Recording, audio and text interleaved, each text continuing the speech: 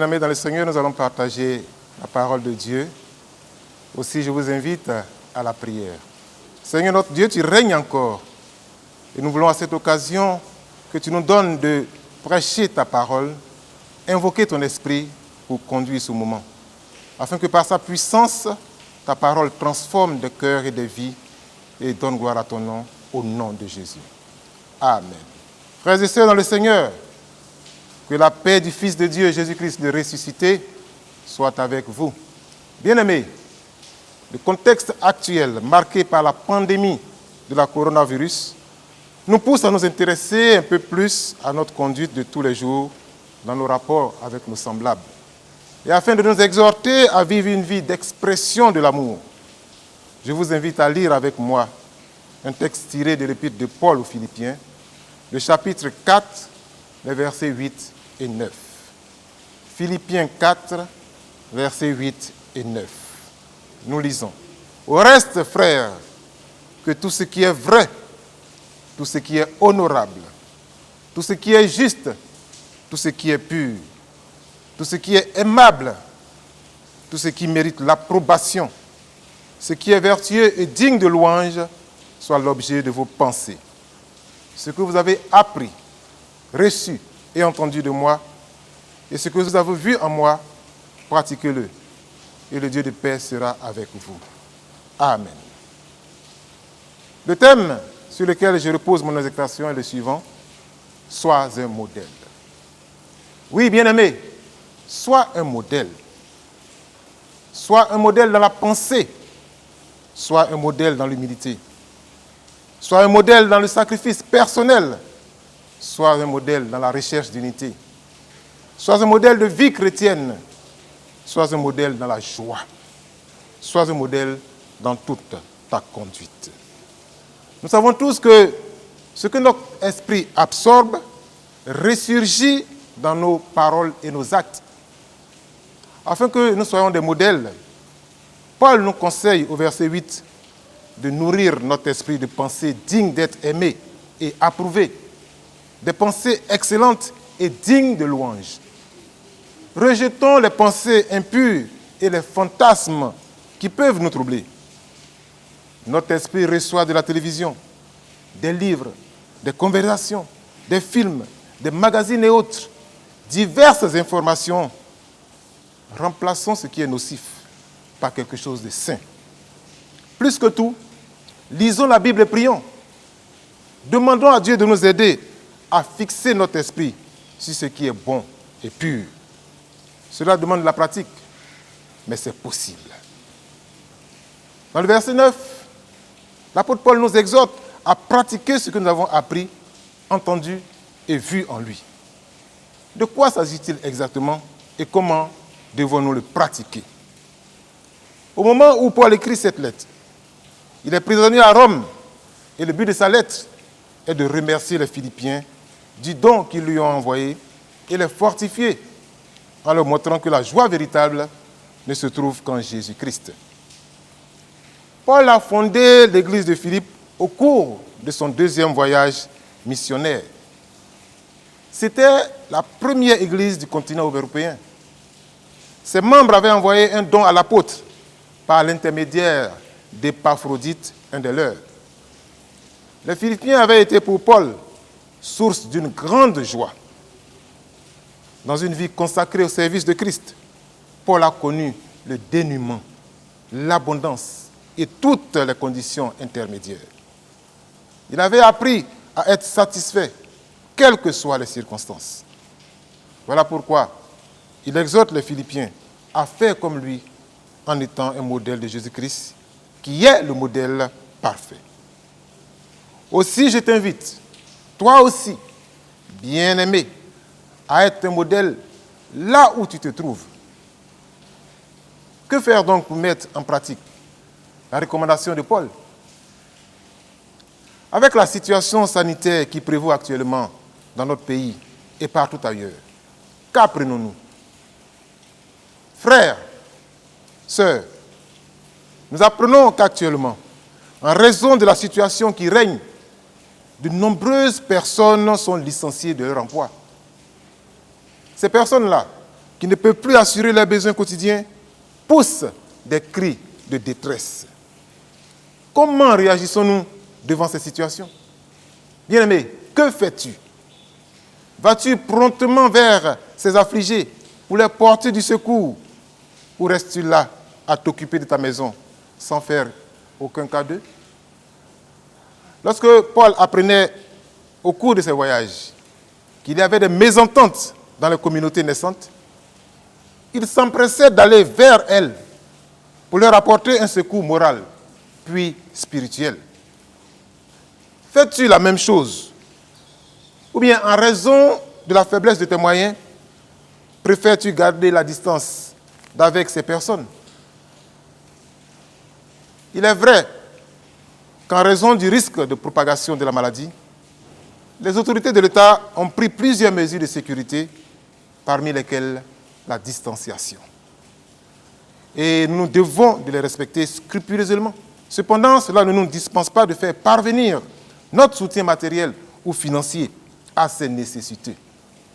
C'est de cela qu'il s'agit quand l'apôtre Paul nous recommande d'avoir des pensées vraies, honorables et justes.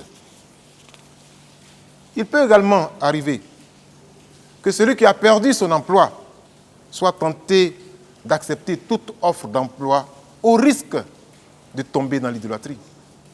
D'autres encore peuvent se livrer à toutes sortes d'immoralités pour pouvoir garder leur rythme de vie quotidien.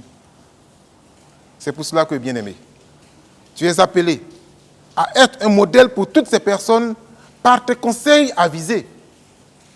Lève-toi et parle de l'amour de Jésus à tous ceux qui passent par un temps de détresse. Ce que tu as appris, entendu et vu les autres et Paul faire, pratique-le également. Il y a encore que, dans la situation actuelle, nous entendons et voyons bien des choses. Des rumeurs nous parviennent, des images nous sont montrées, perturbant par moments notre quiétude. Dois-tu donner foi à toutes ces choses, bien-aimés? Certainement pas. Prends, frère, le temps de vérifier toutes les informations que tu reçois avant de les transférer à tes connaissances. Car tu ne sais pas quel effet cela pourrait avoir sur ton frère ou ta sœur. Sois un modèle donc en acte. Ne te presse pas de divulguer ce que tu reçois. Il est bon que partout où tu te trouves, il est bon que, quel que soit le message que tu reçois, tu aies un esprit de discernement pour savoir si ce que tu tiens en main peut faire des dégâts ou peut aider avant de t'empresser de le partager. La pensée pure nous permet d'éviter de tomber dans le péché. La pensée pure nous permet d'entrer dans la sanctification. Et en agissant ainsi, nous évitons donc de pécher et de rester dans la sanctification. Des attitudes. Mais le Dieu que nous adorons est fidèle et il règne encore. Et parce qu'il règne encore, il a la possibilité, il a la capacité d'assurer ton quotidien et de te protéger de la maladie. Ce n'est pas pour autant que tu vas te lever et aller poser des actes au risque de te faire contaminer. Frères et sœurs, nous sommes au quotidien exposés, certes, à la maladie. Mais nous avons notre Dieu qui demeure avec nous tous les jours et qui nous rappelle sans cesse qu'il est bon pour nous de veiller à marcher dans l'obéissance. Il est bon pour nous de veiller à être un modèle pour celui qui est en face de nous, pour le jeune homme, pour la vieille, pour le vieillard qui ne savent plus comment s'orienter. Toi, à qui tu as fait la grâce de faire reposer son esprit en toi, c'est toi qui dois veiller à donner la conduite qu'il faut aux autres en ayant toi-même une bonne conduite devant les hommes. Notre Dieu est fidèle, notre Dieu est grand. Notre Dieu nous exhorte chaque fois en nous recommandant de veiller à recevoir ses instructions. Et ces instructions ne sont pas pénibles. Nous sommes ceux-là qu'il a envoyés en mission afin de prêcher la bonne parole par tout le monde entier. Et notre devoir est de veiller à faire en sorte que toute personne qui est dans une situation de difficulté puisse venir à nous et recevoir de nous la parole de consolation, la parole de soutien, la parole d'encouragement pour aller de l'avant, vaincre l'adversité et prendre avec Jésus-Christ la victoire sur le diable. Le Dieu et Père de notre Seigneur Jésus-Christ nous recommande de rechercher la paix avec tous et la sanctification sans laquelle personne ne verra le Seigneur. Bien-aimés frères et sœurs dans le Seigneur, que la situation actuelle ne nous enlève pas la véritable joie que Jésus-Christ donne. Par lui, frères, soyons tous des modèles de vie chrétienne et répandons partout autour de nous l'agréable et doux parfum du ressuscité. Notre Dieu règne encore, à lui soit la gloire pour les siècles des siècles. Amen. Prions le Seigneur. Frères et sœurs, nous allons prier pour tous les malades et ceux qui ont perdu leur emploi du fait de la coronavirus. Dieu de miséricorde, Dieu de bonté, c'est à toi que nous élevons notre prière ce matin en faveur de tous ceux qui souffrent dans leur chair et dans leur corps et en faveur de tous ceux qui ont perdu leur emploi. Tu es celui-là qui sait combler tes enfants de toute joie. Et nous croyons que, Seigneur, au moment où nous élevons la voix à toi, tu vas encore te souvenir d'eux. Nous allons prier pour notre pays, demander au Dieu de délivrance de délivrer notre pays de ce mal. Adorable Père, Seigneur, toi qui règnes d'éternité en éternité, nous t'appelons au secours face à ce mal qui est en train de faire des ravages. Nous croyons que la solution de la délivrance, de la guérison, vient et viendra de toi seul. Aussi, nous élevons nos voix à toi et nous te disons, Seigneur, marque de ton sceau, Père, la guérison de ce pays, des œuvres de la coronavirus, et donne à ton peuple de se réjouir en ta présence de la victoire que tu prends sur l'adversité. Je vais encore prier et prier cette fois pour les autorités, de confier au Seigneur et demander à l'Éternel des armées de leur donner la sagesse. Adorable Père, nous bénissons ton nom. C'est toi qui mets un homme à la tête d'un peuple. Et donc, tu lui donnes la sagesse pour pouvoir prendre les décisions afin que ton peuple soit dans la joie. Nous te prions donc d'accorder ton esprit de sagesse et de joie, ton esprit de sagesse, d'intelligence et de force, ton esprit de paix à toutes nos autorités, afin qu'elles prennent les décisions qu'il faut pour la nation ivoirienne, pour les populations ivoiriennes. Seigneur, tu es capable de faire toutes choses afin que la gloire te revienne. Écoute donc notre prière, et toi qui exauces, que tous les hommes viennent à toi pour te faire connaître leurs besoins. Nous prions maintenant pour l'Église dans le monde. Seigneur Père éternel, le corps de Christ, ton Église, crie à toi. Ton Église t'appelle. Ton épouse qui est l'Église veut t'avoir auprès d'elle pour la conduire chaque jour dans tout ce qu'il y a à faire, dans tous les combats qui lui sont imposés. Parce que sans toi, Seigneur, elle ne peut aller de l'avant.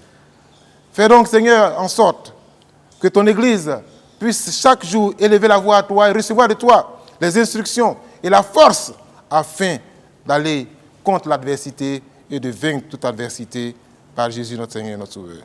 Père éternel, c'est en ton nom que nous avons élevé ces prières. Et par le nom de Jésus, nous avons invoqué ta présence et ta puissance pour que le monde entier, l'Église dans le monde entier, connaisse la joie et la paix et le bonheur et puisse continuer son œuvre d'évangélisation de la terre entière. Toi qui es le Dieu de puissance, de miséricorde, à toi la gloire, à toi l'honneur, à toi la magnificence. Merci Seigneur de ce que nous croyons que tu nous as exaucé et nous disons Amen.